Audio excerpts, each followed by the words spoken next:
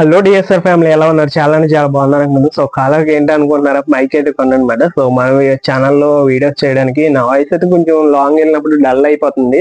So దానికోసం అనేది నేను మైక్ అనేది పర్చేస్ చేశాను.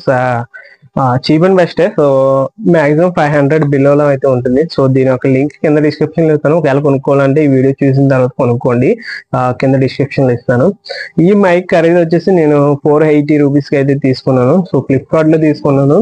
మొత్తం 2 మైక్స్ వచ్చినాయి. సో ఏమేమి వచ్చినాయి అనేది మొత్తం వీడియో ఫుల్ అంతా అన్బాక్సింగ్ వీడియో అయితే వస్తుంది. So 1 minute video.